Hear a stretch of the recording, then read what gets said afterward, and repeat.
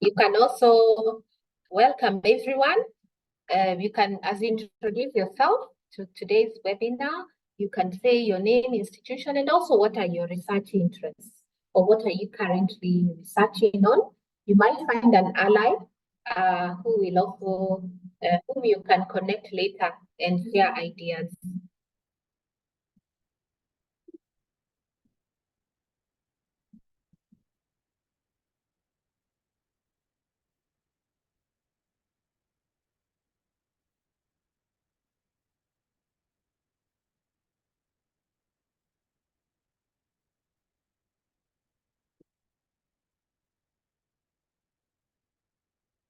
Okay, we are going to start.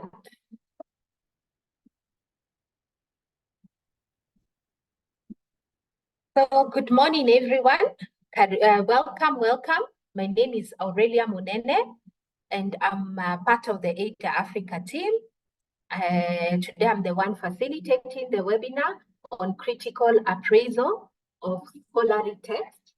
And we're going to unpack this topic. I must say, this topic for me was a bit daunting because it's sometimes you have imposter syndrome because I'm also an early career researcher, currently doing my second master's in healthcare management. And so I'm working on this topic in as much as I know it's very important. I had my own self-doubt, but I said, self-doubt or not, we are going to do this. So I invite you to an engaging session. So I'm not an expert in this topic, so let's learn together and let's share ideas, add your own input, and it will be a great session. This is part of the webinars that we hold as ADA Africa, where we have webinars that allow us to come together and speak about a topic that is concerning us. And today we are going to address one of those. Continue introducing yourself on chat. We have Karista, who is our host, who is hosting our Zoom. Thank you so much, Karista, for that. And so please introduce yourself so that we know you better. And then I'll just go right to it because I'm also in a place without power. So I'll just please, Karista, make me a co-host so that I'm able to share my screen. So I'll have my video off. I can see a few of us have started to introduce ourselves. Please, let's do that. It's also a space to network. So I'll have my video off to save on battery and also internet.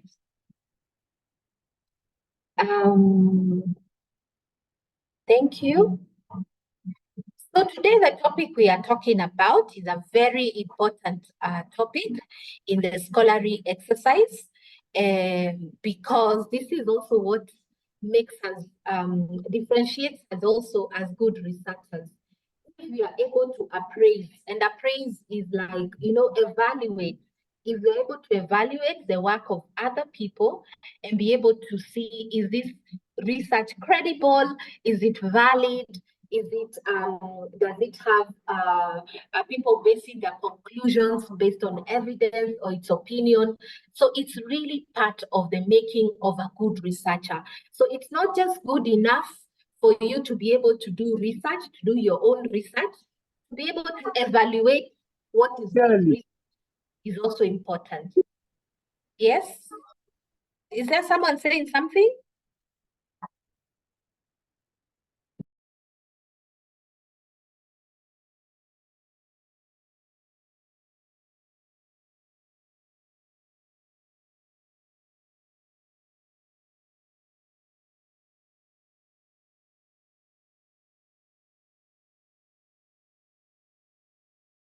Sorry, I think someone was saying something, so I got a bit distracted there.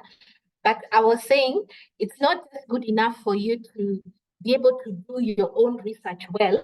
It's also critical that you're able to appraise other researches. Remember, research is always a collaborative endeavor because even when we are doing literature review, we are in collaboration with other authors who have gone before us and are speaking about our topic. So we are always collaborating with other people in research, whether it's physically, whether it's not physically, we are always in collaboration.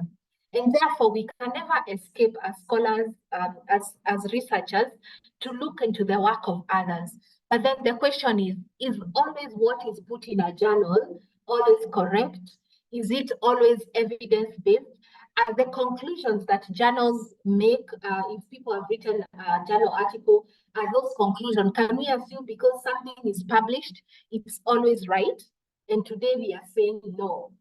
We have to wear our lenses of appraisal as we look at the research that we want to engage with, the researchers we want to collaborate with, because if people have done research that is not credible, that is not ethical, that is not drawing conclusions based on evidence, and we use that research in our own work, it will also weaken our own research, because someone will look at your work and say, but you've really relied on scholars that have not done very good research methodologically, they have not done very ethical research, and you have used that research on your work. So automatically, your work also becomes questionable. So today, we just want to develop that muscle. Of course, we cannot develop it in one day. It is something we have to keep trying and doing all the time. So this is by, let me just go straight to the slides. Welcome those who are joining us. So we are going to look at the critical appraisal or the critical evaluation of scholarly journals. So that anytime you're reading a journal, there's one person who said, become a sieve, don't become a sponge. When you're a sponge, you read a journal and you just absorb. Your work is just to suck in all the information. But a sieve, when you're sieving out, it means you're asking questions, you're looking at more keenly. So that's the keen eye that we really want to encourage us to have today as we evaluate the journals that we are coming across. So the session layout will be introductions. I urge you to continue introducing yourself. As we say, this is a networking space. So you might meet someone in your research area and connect. We will reflect a bit on our practice. Before now we get into the meat of it, we look at what is critical appraisal, why is it very important, and how can it will be an hour because, as I said, that's capsule. So quickly, let us just quickly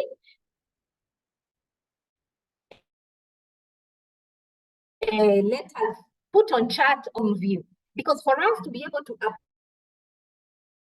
appraise research in journals, we also need to have a shared understanding. What is research? What do we understand for us, not what has been defined by others? If you look at what you're doing, because I think most of it is research in your own field. So let me give you 3 minutes. Put on chart, unmute yourself, just in your own words, what do you research in? Just 3 minutes, put on chart. I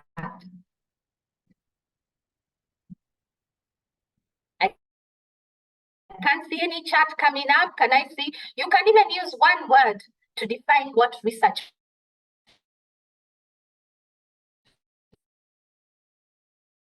means to you. Because then does research actually mean? What is it about? What is this endeavor that we have embarked on?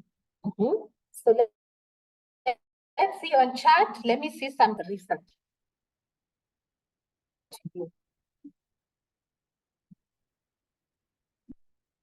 I can't see any chart.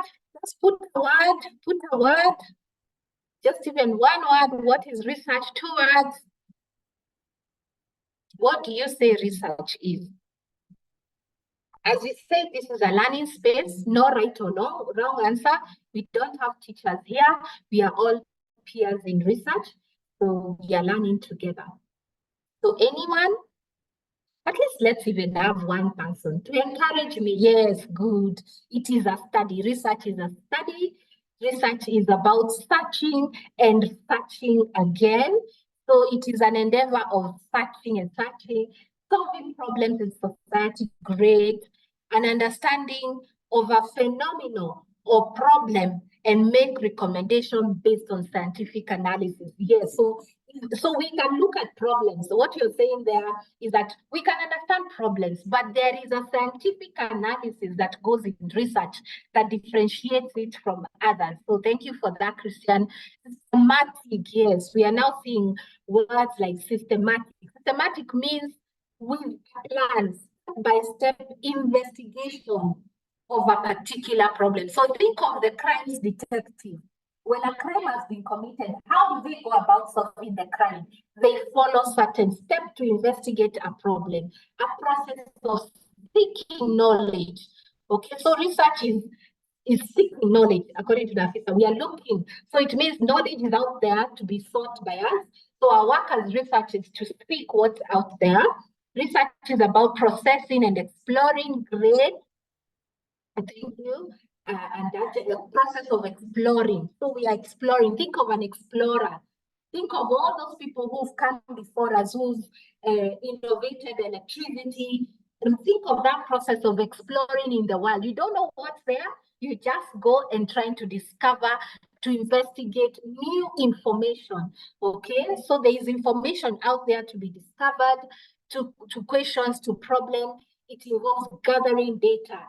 Okay, getting that information, not just getting information, you're saying we also need to analyze it, break it down a bit more and see what does this information mean. But analyzing, you're saying, is not enough. We need to draw conclusions. You know, so if you need something at analytical level, someone may ask you, so what? So you're saying we also need to draw a conclusion. Therefore, this means, so thank you for that. And then we just what says it is researching strategy to close identified gaps. So it means that the knowledge out there are some gaps that we are going to go and search again and try to close. So researchers, we are people who are constantly trying to close those gaps in knowledge. Systematic process of investigating, of searching, on exploring. So you can really see. And then Naimeka says it's a systematic way of solving a problem. So you can see keywords jumping out: problem, solving, exploring, discovery. So really in a knowledge, gaps. So really in a nutshell, I would say from what you have said, researchers are inherently very curious people then, because these are people who are going out there to search in the unknown, in the wide pool of knowledge. And so anytime you look at your work, just think of yourself as this curious person who is going out there to discover. So thank you very much for all those definitions.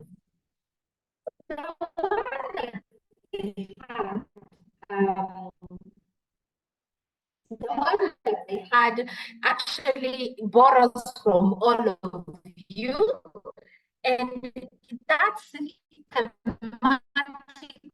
process is what also differentiates research from maybe me deciding to, I could say, let me write an article on the current maybe on the current financial crisis in the global space. I could write this article based on my own opinion, lens of a researcher. I'll involve a certain system to it. So I'll be more systematic. I'll first ask a research question. Then after asking that question, I generate some objectives. And then after I generate some objectives, I'll have a strategy of collecting data on financial crisis, maybe historical, maybe current. And then I'll have a way of analyzing it, and then I'll draw conclusions. So at the core of research is that systematic way. And that's why sometimes people say, but why do I have to do this for many years? Is because of that systematic process. It's an investigation. You don't know, unless, because you cannot be searching for something you already know. So sometimes people are told, the way you've asked this research question is like you've already answered yourself. So the idea of investigation is very important, because we are going to search for what we don't know. If we already know, then there is no need of researching unless we are asking a different question. So it involves a process of developing your research, testing your research, and evaluating your research so that we can contribute to generalizable knowledge. So the part that I want to emphasize from my own definition is the idea that research is about producing knowledge. Okay, knowledge that did not exist before, or knowledge that existed, but people had not seen it in another perspective. So as researchers, we are in that business of producing knowledge. But then someone can say, how do we know that this is new knowledge? This is actually knowledge that has been produced. And so that's why we are here today, to wear now the lens of critical appraisal, to appraise research that people have done. People who have said, look, I have produced knowledge on child malnutrition. This is my research. Because essentially what that person is saying, I have produced this knowledge. And for us now, we are going in and saying, okay, you claim you have produced this knowledge. How did you produce this knowledge? This is what is something that we can appraise what those claims of knowledge, and that's why we are here today. Now, something else I want us to reflect on our practice is, and we are going to use a Jamboard. I think most of you have used Jamboard now because online learning is everywhere. And we are going to ask ourselves, what criteria do you usually use and which journal article to include in your own research? Okay, so let's reflect a bit on how we do things. So you started your master's, you started your PhD, or you're working your research outside school, and then you want to start now. As we said, research, we are always collaborating with other researchers in the world, even if they don't know us, they don't know we are collaborating, but by reading their work, we are collaborating. But then you start now looking at work of others. How do you determine that this is what I will read, this is not what I will read, this I will include in my research, this one I will not include? What kind of criteria? It could be a mental criteria, it could be a criteria you've written down. Do you actually follow to be able to make that decision? So let me put the link on Jamboard, of the Jamboard. I had put it again. You will just click on that link, and then we shall go on the Jamboard. I shall also take you there and shall share the screen and just reflect on that, because the process of, we have all been appraising literature. We have all been doing this critical appraisal. Maybe some of us do it very intentionally, maybe for others it's unintentional. So today we want to see, how do we make those determinations? What literature to use, what literature to read, which one to leave out, which one to use in our literature review. So go on your 1 minute. Oh, doesn't want to be copied. Copy. So click on the link. There it goes. Let me just, oh, is my network breaking? Oh, sorry about that. Can you hear me? Please let me see a thumbs up.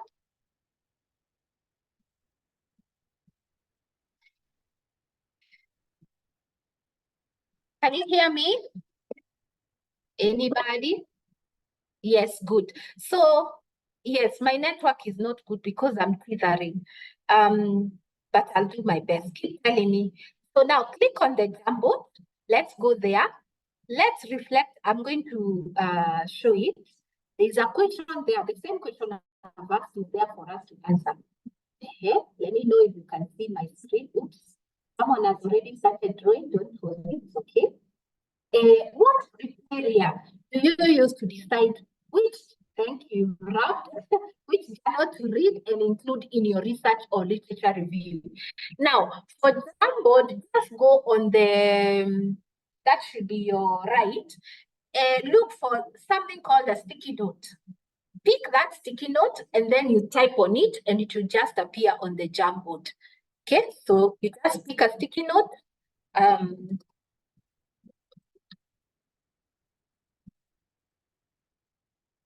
And then you just say save, and then it will come up. If you cannot do this, please put on chat. Don't worry. Put on chat the process that you follow to be able to determine what to read and what to include in your literature review. We should install the app. No.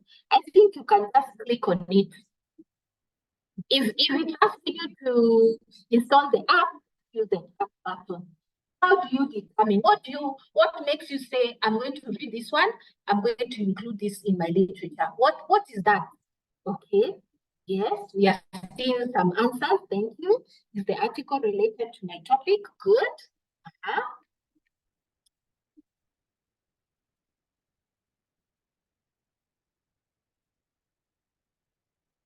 Yes, more. Let's see a few more. What makes you read something? Yes.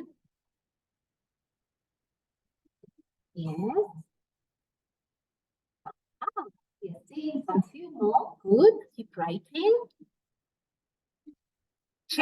I check if the article is from a trusted journal. Next, the article must have all the keywords in my research title. Wow, great. That board is anonymous, so I'm not able to tell who is saying what, but these are great responses.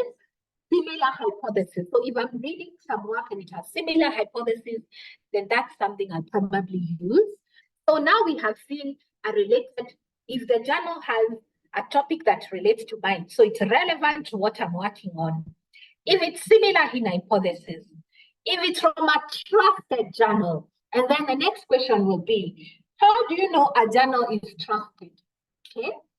So that's also something. How do I make the decision? This is a trusted journal. This is an untrusted journal. And you bring in a very important point that not all journals that are out there are all trusted journals. Remember, we have predatory journals and they all publish out there. So it means that we can never assume that anything published is good science. So that's a very important point you bring when you say you have to check the authenticity of the journal. And we look at that also later. And you also say the keywords must align. The other person said I have to read the abstract of the paper and try to make sense out of it. If it is connected to what I'm interested in, and I can then I read the rest of the paper. Remember, what is an abstract? An abstract is a summary of the entire research paper. So this person is saying, if I can connect to that summary, then that will help me to know, is this something I should continue reading or not? So what does that mean? If all of us are working on a research paper, we have to write very strong abstract, because there are people who make the decision of how they will read our paper based on the abstract. So an abstract is a very important introductory text into people making a decision whether or not to read your work. Okay? Someone else says the article must be from a reputable journal and variables must be related to what I'm doing. So relevance and reputability, okay? Is the article related to my thought topic?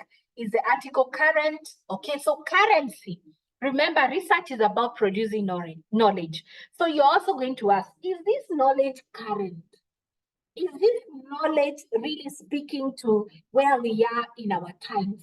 Okay, so currency is very important for most people. Is the author credible? Okay, so credibility, relevance, currency, credibility. Awesome, awesome. Check on the recommendations. Okay, so I bet these are the recommendations of the author. When they finish the research, they say, what is the next way forward? What then should we do based on this knowledge?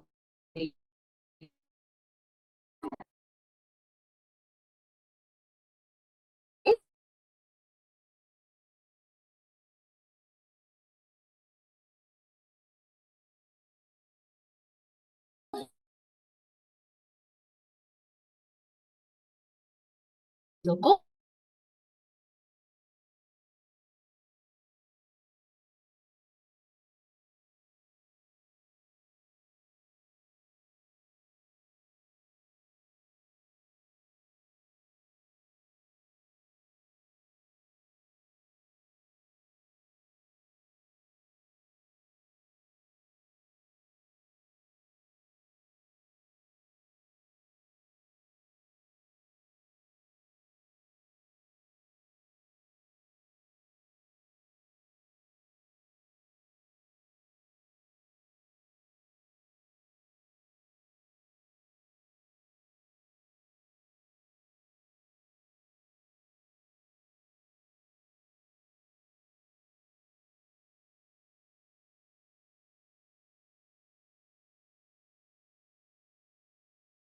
So can you hear me now? Can you hear me? Okay. So sorry, it's going to be a bit shaky just because, as I told you, we don't have electricity. So I'm using the gathering, but if you can hear me now, we can continue. Okay.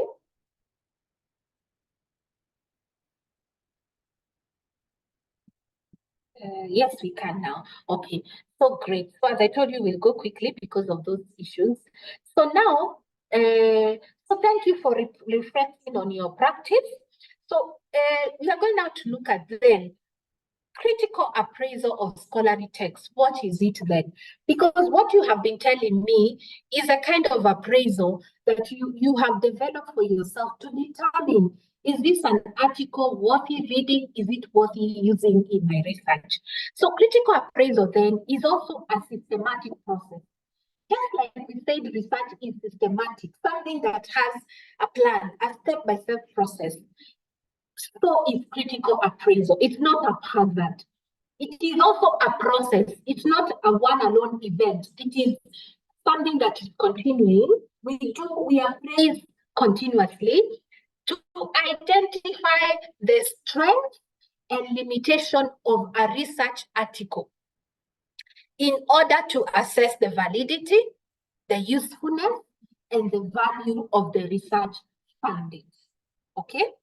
So research appraisal now put on top of everything you have said. I think what this definition adds is now we are going to the meat of the paper.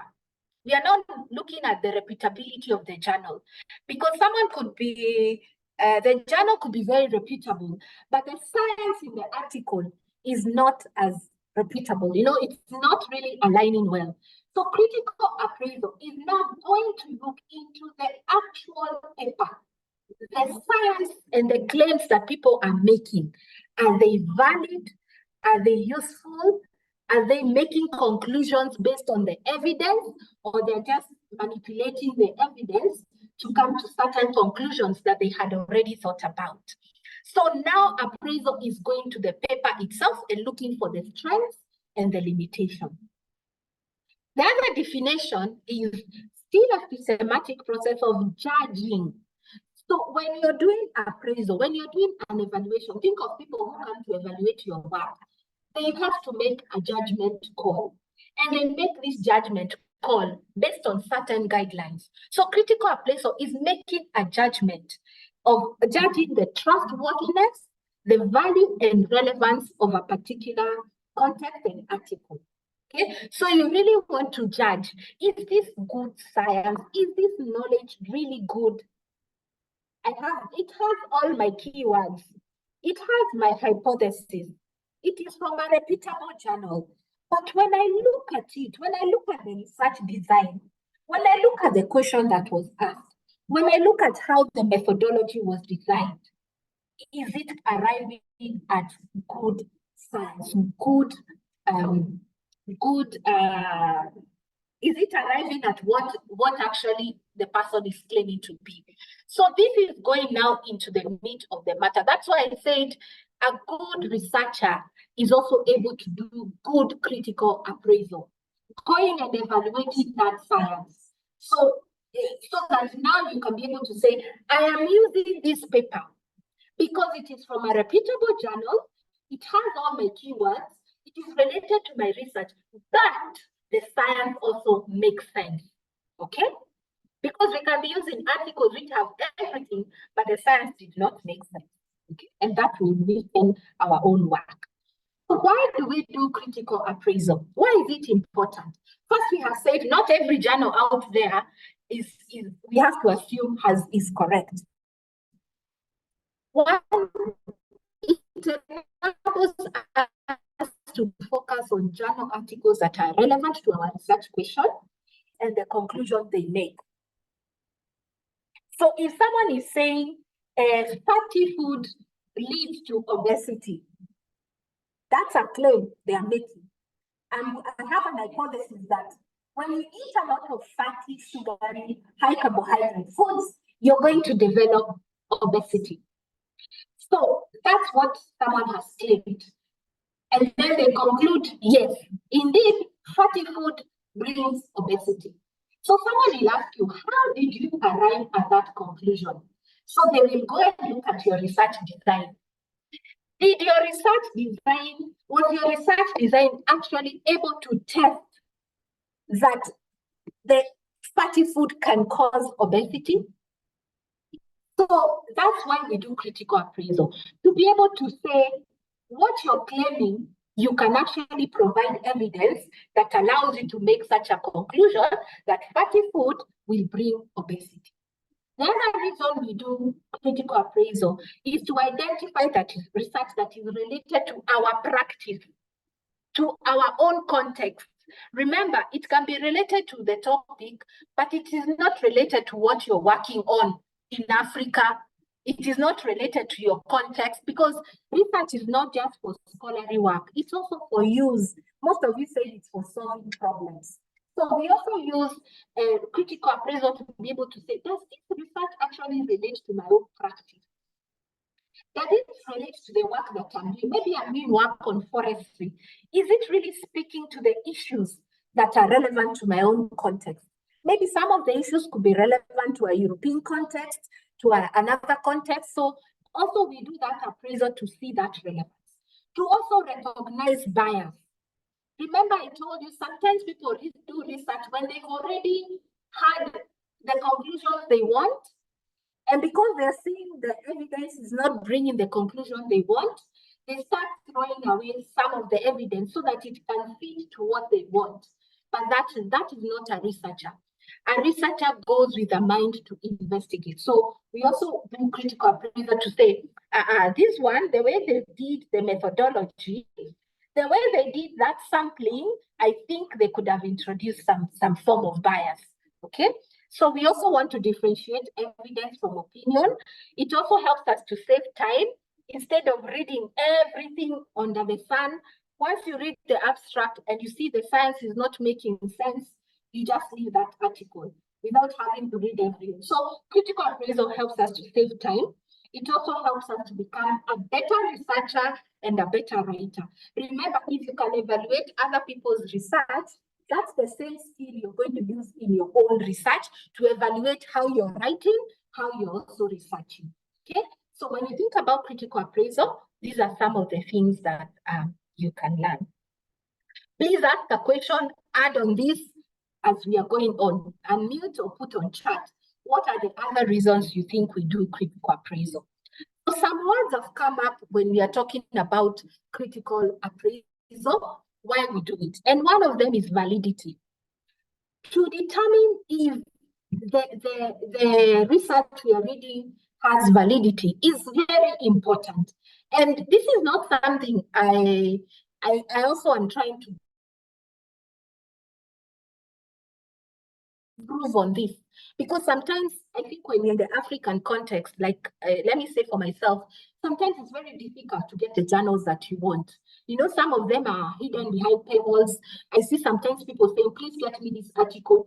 So sometimes when you get an article that has the relevant words, it looks like my research. Sometimes we take it without even looking at the validity, because we are worried I won't get enough articles for my literature review. But this is something we have to start evaluating now, the validity of that research.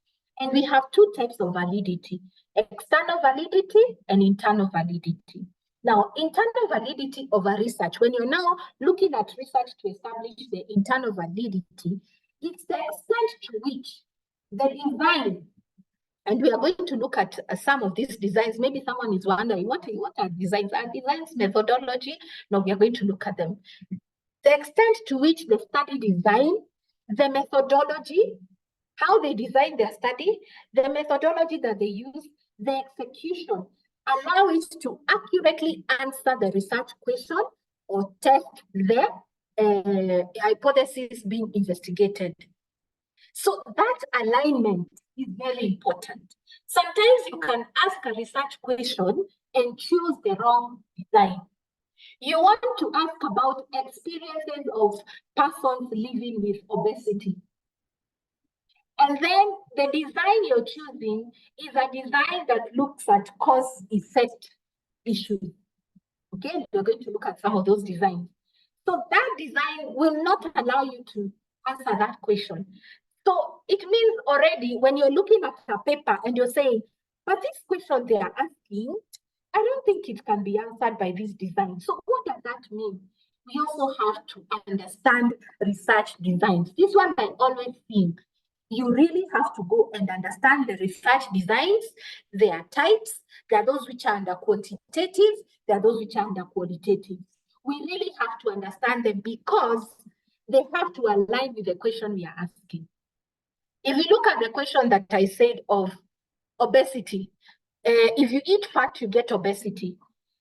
If someone chooses the wrong design and then concludes that fat brings obesity, someone looking at that paper will be like, no, this design could not have conclusively answered that question. So internal validity is ensuring that the design, the methodology, the execution can actually answer that question that I was asking, that you have been asking, and answer it conclusively. It is also the degree to which the observed effects of a study can be confidently attributed to that variable. That I can say, yes, indeed, if you eat fat, too many fatty food, the pizzas, the sandwiches, sorry for those in the hotel industry, you are likely to develop obesity. If I can observe and make those conclusions by making sure there are no other variables that can and biases that do not come in between. Someone can say, but what if someone, maybe they didn't eat fat, maybe they ate something else that also led to obesity.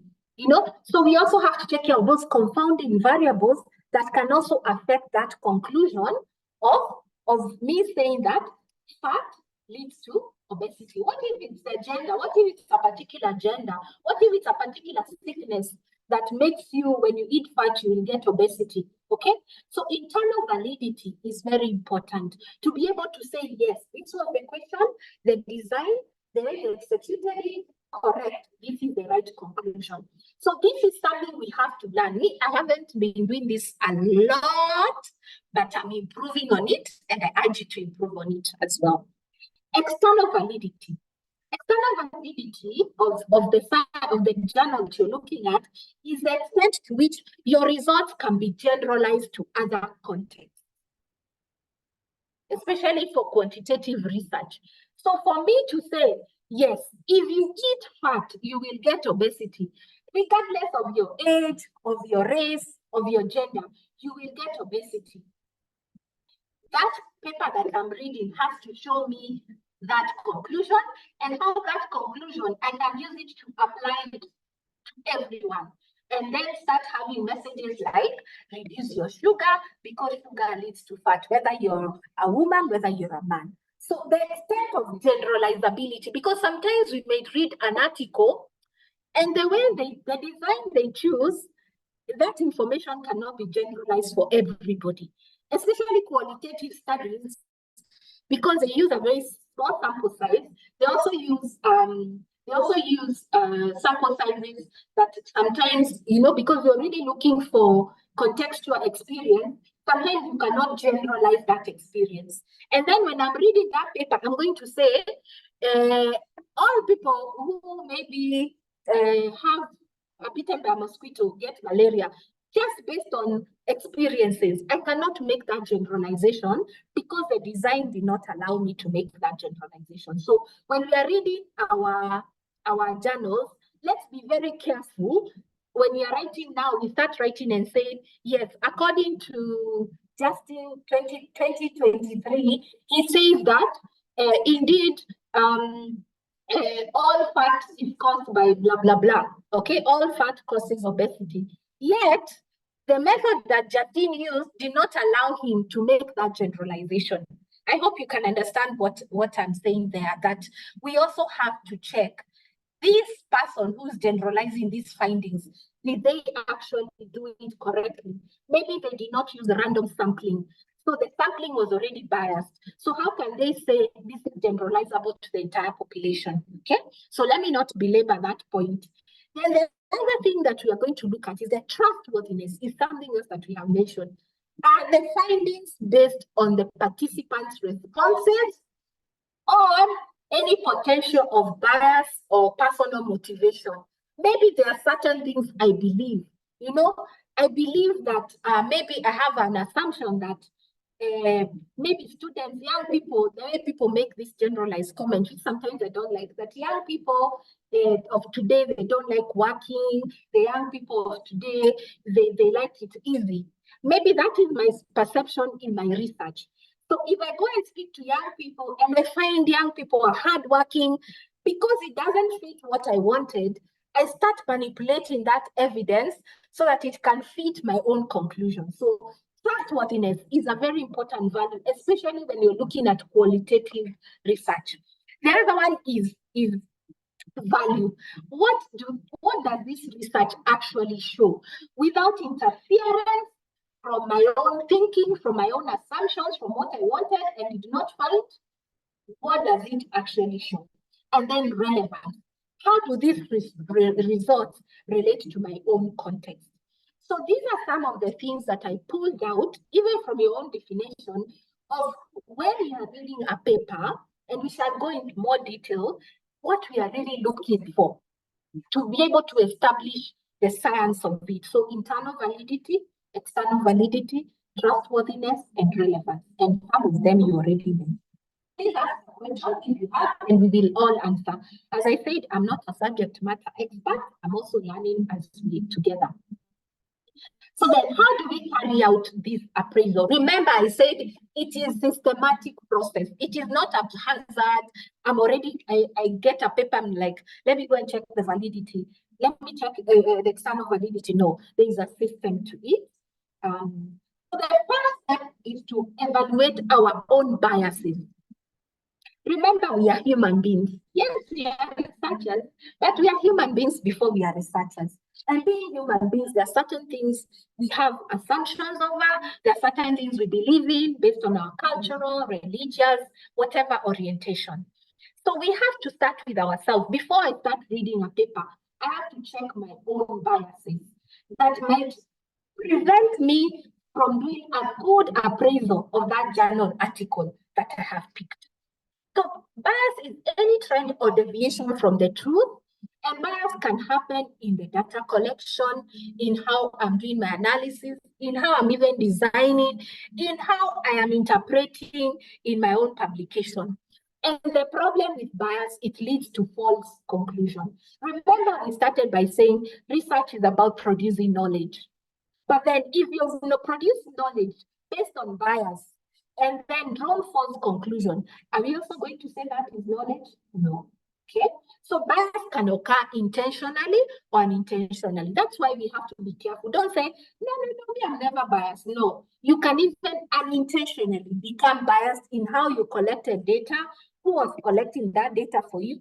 Maybe some of us will employ enumerators, who you selected as an enumerator, how you did your analysis.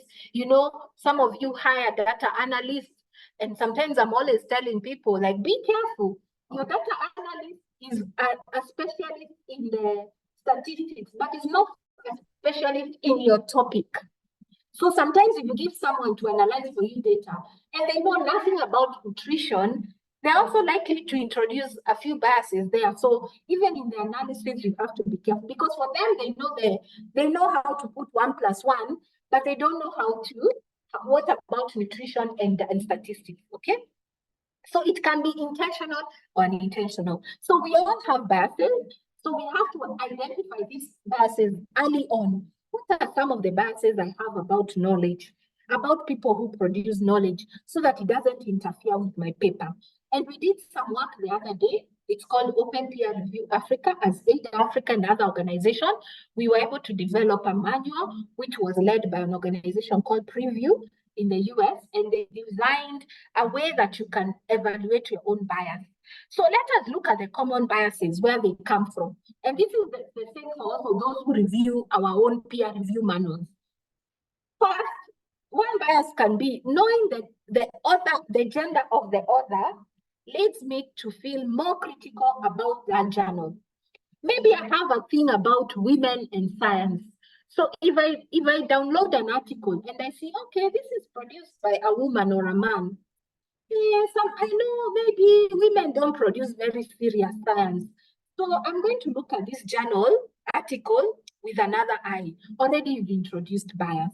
Okay. So look at how do you think about gender and knowledge? Do you believe that everyone, whatever gender you are, can produce good science? Does gender matter in the science? Maybe, maybe not. Okay, so look at gender and how your own perspectives of gender can introduce bias just by taking that article. The other thing is knowing the author's ethnicity and country of origin leads me to question the accuracy and reliability of the study. So you are judging an article, like people have been very biased to African researchers. So you see an African researcher's work, you're like, this one, I don't think I can. I need a few researchers from Europe, from Lancet. This one cannot really be. We sometimes these Africans, the way they write. Okay, you could even be an African with those same notes. And how do you know someone has these thoughts?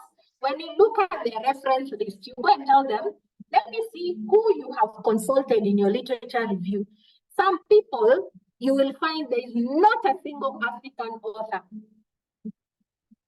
And the only reason there is no African author in their journals is not because African authors don't produce good science. It's because of the bias they have about who produces good knowledge. So you could even find someone including knowledge from someone from Europe, the Americans, and yet it is bad science. But because you have connected good science with a particular ethnicity, you stop evaluating the actual work. You make that judgment based on where they come from. The other thing is also country. Maybe you're also biased about country, and you're even in Africa. I think South Africans, now based on also these rankings of universities, sometimes introduce this bias. I think South African universities have been really ranked high. So I know work coming from them must be very high quality. But Kenyan university, that's why I have to look at it a second way. So even the country of origin can begin to make you start having your own biases. And the most common one is the respected leader. Maybe you're reading the work of the person who invented the concept of social exclusion, and you have taken their paper and they have been named. I don't know, like in education sector, there's someone who is always being named and you're reading your paper. So because you already know they are respected, when you're reading their paper, you're not looking at the science of the paper, the validity, the question, the design. You're just saying he must have written good work. This person cannot write bad work. But how many times have you heard of even high-ranking professors in the Ivy League universities who their paper has been pulled out because of plagiarism? How many have you had? So many. Because they plagiarized, yet they were a very high-level scholar. So the respectability of someone has nothing to do with the paper that they are working on. Yes, it can give you confidence, but it is the science, the way they have designed the study, the methodology, the conclusion, the analysis. That is what we are appraising. It is not the person, it is not the country, it is not the gender, it is not the origin. Okay? And I used to have this struggle a lot. When my master supervisor would give me her articles to read, and then she said, please critique it. Make a critique, make your own judgment. And I should be like, no, everything reads well. She said, no, that's not the mind of a scholar. You have to go in there and ask questions and all that. So I don't know what is your own experience, what are your own biases. Let me give 2 minutes for anyone who wants to reflect on their own biases. When you're reading an article, when you're choosing what to read, what to include, what has been your own bias? For me, I have suffered from respectability of the person in the sector where I feel frozen. I don't want to judge it, but now I'm learning better. Anyone else with a bias that they struggle with? It can be here, it can be not here. What other personal biases do you struggle with? But I don't talk alone. You can put on chat. Let me just give a minute. Yes, Nafisa.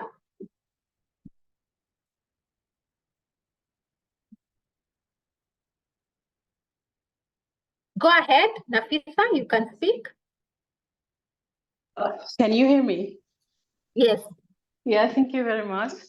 Well, one of the biases that really usually when I review a paper, for example, I check the authors and I try to know their ethnicity, especially if they are from India.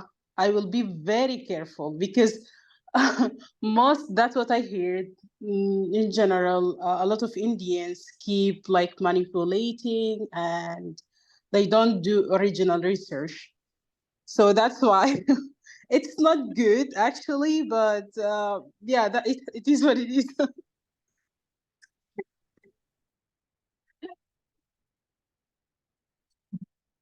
Thank you for the honest sharing. Yes. So you learned that a particular group of people are known for plagiarism.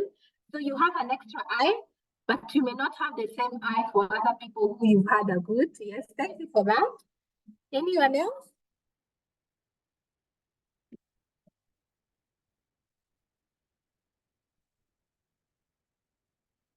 Yes, someone else is saying, Manyumwa, high impact journal, I don't pay attention to validity. Thank you for that reflection. So you're like, if it is in a high impact journal, that work, I'm sure there's no way that editor would have let that work pass without internal validity or external validity. But alas, as I told you, we've had professors who were published in high impact journals and they had to be pulled back because of plagiarism, because of bad science. So thank you for that sharing. Anyone else? So keep them coming. This is something we have to continuously do so that we remove all the biasing lenses that will allow us not to look at the paper for what it is. Okay? So step one of critical appraisal is your biases. And sometimes even the research produced by students, like the research you're producing, which is called gray literature, literature that is not published. Someone can say, me, I don't use research from students. Those masters, PhD, nah, no. But sometimes you may find they've done really good work. Not sometimes, a number of them do really good work. So don't let that hinder you from using also the work of other students who might be doing a great topic which is aligned to yours. The most important thing is to check the validity, the relevance, and all that. Okay, so let's continue. Another important tip that before now we go to how proper is to make sure that the research question must be aligned to the research design. So it means you as a researcher now have to go and study what are these things called research designs. What are they? This design, what question can it answer? What can it not answer? Remember, all study designs are prone to advantages and disadvantages. So even when you choose whatever design, like for now, I'm developing my master's proposal for the second master's, and I'm using cross-sectional study design. So I had to go and read what are cross-sectional study designs? What questions can they answer? What can they not answer? And cross-sectional study designs cannot answer questions on pause. They cannot conclusively say eating fat causes obesity. But cross-sectional studies can show association. They can show association that if you're eating high carbohydrate diets, it can correlate to having obesity. So you see, if I did not read about cross-sectional study, I would not know what question actually aligns it. But then because it also has certain advantages and disadvantages, I have to know the disadvantages of cross-sectional study design. If I use it, how will I take care of those disadvantages? What are those disadvantages and how are they going to affect my own research? So you really have to understand study designs. There is no way around it. What are the advantages? What are their disadvantages? Do not be impressed or scared of scientific jargon. You just see a journal and then it has all this jargon, then you freeze and be like, oh my gosh, this must be good work because the words they're using are very heavy. And then to do critical appraisal, you don't have to be an expert, okay? You don't have to be an expert. There are no expert critical appraisers. All of us as researchers have to have this skill. Otherwise, we are going to have very poor science in our own research and someone is going to query our own findings. So this was from I got this from Author 8. They had a very good session on critical appraisal. You can go listen to the video because these slides will be available to you. Now, what have people done to make it easy to do critical appraisal? People have developed tools. So now you don't have to worry a lot, okay? People have developed tools to help us figure out how will I appraise this research, okay? And they're based on different designs. So you select the right tool based on the particular design. So if it is a cross-sectional study, like now my master's, the one I'm doing, I am going to look at the tool that has been designed to appraise cross-sectional studies. And these tools have a list of questions to ask. Then I'm also going to answer those questions that I make sure that even for my own work, for the design I have chosen, I'm doing the right thing, but also for the other studies that I'm looking at from other journals that have used cross-sectional designs, I'm able to really understand, did they arrive to the right conclusion? So it is the right tool for the right job. Okay, and I'm going to show you what kind of tools are these. There are so many. Based here on what is the objective of the appraisal. So for me, I do critical appraisal for two reasons: to establish the relevance, the validity, but also sometimes I want to see, is my own methodology correct? What did other people use? If I'm using the same design, how did they design? How did they do sampling? Okay, so you just make sure that you select the right tool based on the design. This is not very clear, but this is a common image I am sure you have seen, the hierarchy of scientific evidence, where we move from. Scientific evidence has different strengths based on the particular design that you choose. Some of it, if you're able to make very strong conclusions, for instance, systematic reviews, because it's a collection, you're reviewing many studies and doing analysis, meta-analysis of many studies, then sometimes people rank this evidence quite high, that the conclusions that have been drawn from this could be actually very good. That's why sometimes they say these days, I've been advised also, if you're looking to establish the research gap, the first step is look for systematic studies that have been done in your own topic recently, because that systematic review will have reviewed so many studies, so you'll be able to establish, oh, I think this is the research gap because of this systematic review. So even for me, the topic that I'm working on, I had to look, is there any systematic review that has been done on the topic of aging and patients receiving therapeutic patient education in chronic illness? So I looked, and fortunately, I found a systematic study which had reviewed over 1,000 studies, and it really helped me to understand what's happening in the sector. Okay, so you need to learn this design so that you can know which question answers what design, what is the advantage, what is the strength, what is the limitation of each. Okay, that will be very important. So these are some of the critical appraisal tools that we have. So I'll open one. This one called CAS is very common. I'll open one for you to see how it looks like. These are others. They're all there. I've given you. So they're both for qualitative, both for quantitative studies. So very many tools for qualitative studies that can help you. Maybe you're reading a paper and you're not sure, is this really a very good paper? Is it good? You can actually use the tool. So let me open one, the CAS one.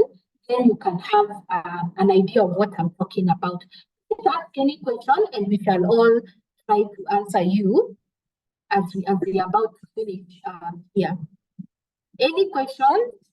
Has any of you used these critical appraisal tools?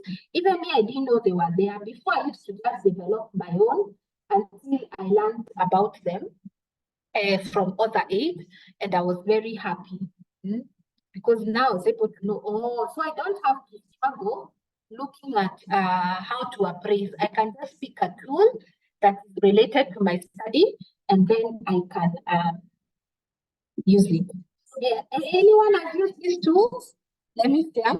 You see them?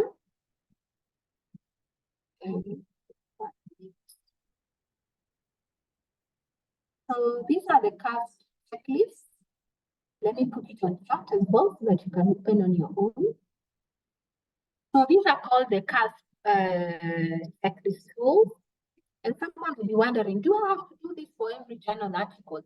Of course, when you do for a few, you're going to develop the muscle. So you will now have known, if I'm looking at a cross-sectional study, this is what I should be looking for. So it comes with practice. So you see, a tool is based on the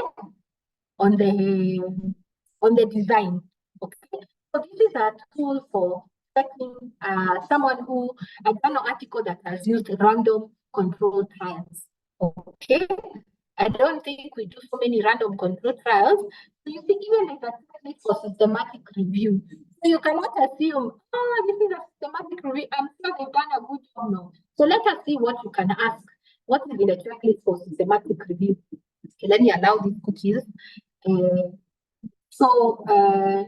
Read about what a systematic review, why it is important.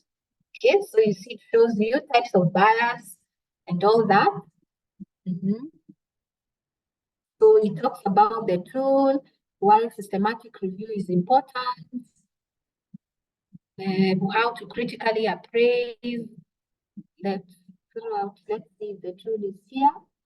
The checklist. Oh, I think it was in PDF, sorry. Let me just go back a bit. I should have opened the PDF. Okay, sorry. Back. So let's see the PDF form. So this is the tool. If you want to evaluate, can you all see my screen? If you want to evaluate, okay, so you use GASP. Thank you. So this is now the tool. You have a systematic review near you, and you want to see, have they really done a good job? So the tool starts off with the first section. You see, validity is very important, even for systematic review. So you start section A is about establishing validity.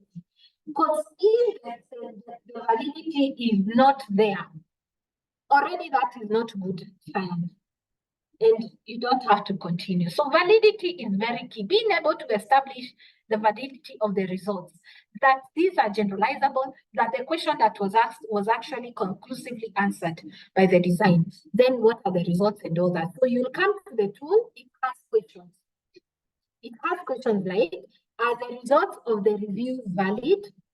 Okay, so then now under that, there is a question that asks, did the review address a clearly focused question? Then you answer here. Okay, so they give you what does focused mean?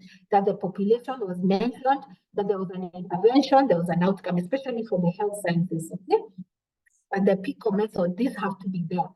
So as you're going now through your review, you're able to establish very early, is this a good systematic review paper or not, okay? If the authors look for the right type of papers, it's systematic review. Remember, they rely on other studies, okay? So you're going to look at the criteria they used to select. Did they use papers that had used a lot of random control trials? Did they use papers that had used a lot of qualitative? Okay, then you determine, is it worthy continuing? Do you think all the important and relevant studies were included? Yes or no? Then you answer that. Okay, you make your comments. Did the review authors do enough to assess the quality of the studies? Okay, so remember, this is thematic review. Thematic review relies on other studies, reviews other studies to be able to come to certain conclusions. So this is what this tool is evaluating, okay? So this is how the checklist looks like to help you, guide you through. Let me look for another one. Please ask if you have any question. And have you ever seen tools, by the way? Have you? Anyone? Okay. Let's look at another one. So I want to evaluate a qualitative study, and I'm not sure about it. So what does a checklist for qualitative look like? Okay, so you read that part. Then there are questions like, are the results valid? Was there a clear statement of aims of the research? Yes or no? Is the qualitative methodology appropriate? So there's guidance on what does an appropriate methodology look like. Is it worthy continuing? Was the research design appropriate to address the aims of the research? Okay. Was the recruitment strategy of the participants appropriate to the aims of the research? And there's a guideline there. Okay. So this is, if you want to evaluate a qualitative study, you have picked a journal and they used the qualitative study designs. You can use this tool to be able to figure out, is this really a good paper that I can include? So remember I told you this process makes you a good researcher, because as you're reading this to appraise another paper, you're also improving your own paper, because you're also asking yourself, have I also done this in my paper? Okay. Has the relationship between the researcher and the participants been adequately considered? Okay, so for qualitative, the relationship between me and the participant is very important. Okay, so if I'm studying people who I already know have a relationship with, I have to make that very open in the paper so that I can show that I already had a relationship with them. So this is a practice that allows you to review a paper on a qualitative study. Okay. What is the question? Yes, Nafisa, what do you, please?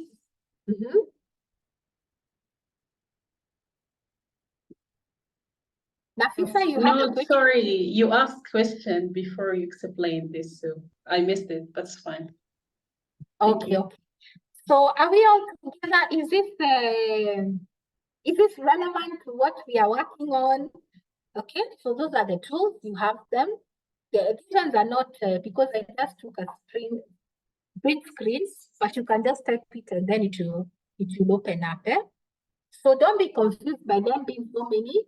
You can just pick a few. And as I said, as you continue using these tools over time, a few, 3, 4, 5, you would have already known how to work on this.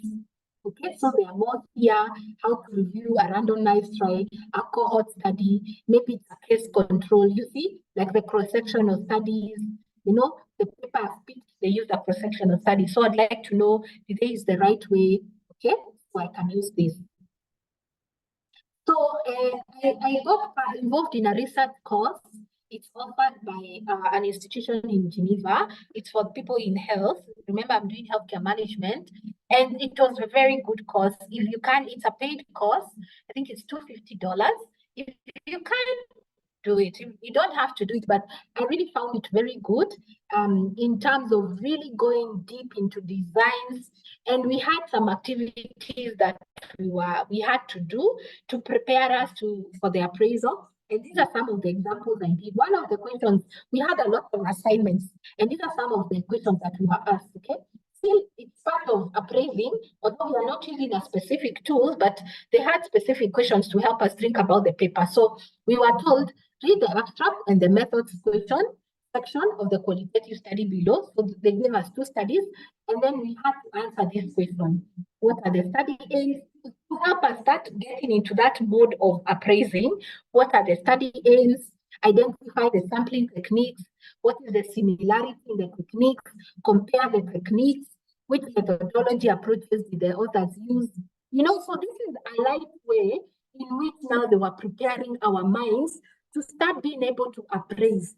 Can I identify the sample? Do you know you can read a paper and never even identify What was the sampling method? What was the, so they were really helping us start getting into that mind frame of teasing down the paper, mention two measures that each of the others to improve the validity of the study.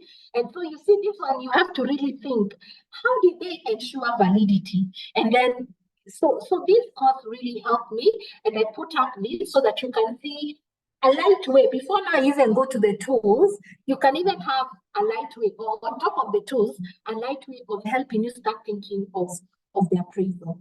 Okay, so they also gave us for the again cross-sectional study, and they gave us an article, go to the abstract only and the methodology. Who is the target population? Do you know sometimes you can read a paper and you're not even able to figure out who was the target population? You know the difference, the target and the study population. What was the sampling unit? I really struggled with sampling unit. I think I still struggle a bit with it, but if someone here is able to explain better, please do. I really struggled initially because I'm more of qualitative to differentiate between target population, study population, and the sampling unit. Okay, so this is a way to help you start understanding these terms. So what does this force you to do? It forces you to go back to your textbook and read. What does target population mean? Okay, so you see how you become a better researcher, because now you're not just doing things just to know, you're knowing and applying. Okay, what type of sampling method was used? So you are being told, identify what sampling method. Do you think, now this is a more analytical question, do you think the sampling method used in this study could measure the prevalence properly? Okay, and as you know now that I know cross-sectional studies are the studies that are used for prevalence. Okay, so that one of course we say yes. So what I'm saying is that, as we conclude, is that for us to do good critical appraisal, it's important that we use the tools, we reflect on our bias, but also we also improve our knowledge on understanding the study designs, so that can help us know if we are asking the right question or if the article that you're reading is actually having a validity. And with that, good people, I want to say thank you. That was all I had for you today. And thank you for the discussion. Now I open the floor for your comments, for your questions, for your reflection. Maybe you can reflect, oh, I think maybe these are the things I didn't used to do. But I am just wishing us all the best. Remember, as I said, you don't have to be an expert. This is not, appraising is not for experts. It's for every researcher to learn. So even me, I'm learning, and I invite you to also learn as well, so that you can be very strong, even when you're doing your own defense. And your lecturer says, but why did you choose these studies? You're able to know, I chose these articles because they have rigorous methodology. And they have rigorous methodology because this is what they did, and these are the conclusions. So thank you very much. Any questions, reflections? Could you share the slides with us? Absolutely, I will share with you. I will put in the 3 groups where we announce the other aid one, the Africana, and the TCC one. Yes, so Christian will share. Then can I use these cards to check my own proposal quality? Absolutely. Use it for your own proposal. You know, look at your study design. Which one did you propose? Then go and check this design based on this checklist. Have I actually done the right thing according to what this design demands, according to the question that I should be asking? So absolutely. Thank you, Nafisa says, insightful section here. So even for me, I'm now using this checklist for my own cross-sectional study. So I just go and check, do I have this right? And then it's also helping me to appraise other papers. Thank you very much. Any other reflection? Kindly share. Yes, I'll share the slides, absolutely. And as I said, this is what also differentiates a good researcher, being able to appraise other science. Okay? It's not a matter of just saying, this one has been published, it is okay. No.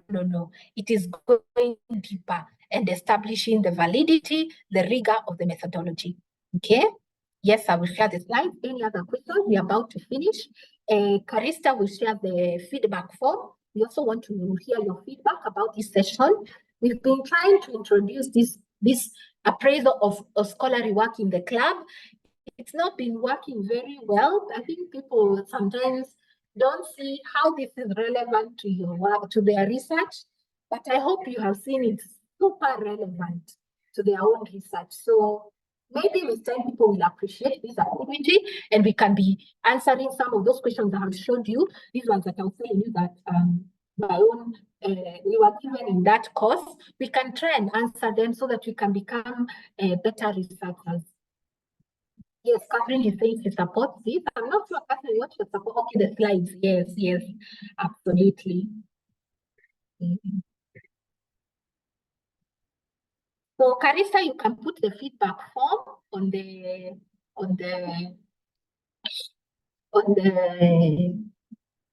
chat so that people can fill in. Otherwise, that is what I have from you. Yes, keep the reflections. Carissa, you can get the link. I don't want people to leave before they give us feedback on, especially on where to improve, so that we can be. I think for me, when I learned this, I think I came to learn this quite later, even about the tools. I was like, oh my gosh, what else don't I know in this world? And that can be so overwhelming. But that's the beauty of being a learner. Learning never stops. And being humble to say that I'm open to learning. Carissa, maybe, yes, thank you. There is the form to join Africana Journal Club. Our club, if you haven't joined, plus there is also the feedback form. Please click on it. I think my internet will kick me out in a few. The battery has run out. So before it does that, please click on the link, fill in the feedback form. Otherwise, I want to thank you and invite you now to start doing good appraisals. We will share the slides as soon as possible, either today or by Monday, and also the recording, so you will have all this to go back to. Otherwise, thank you very much and be blessed. Be blessed too. Thank you. Thank you. Thank you. Karibu.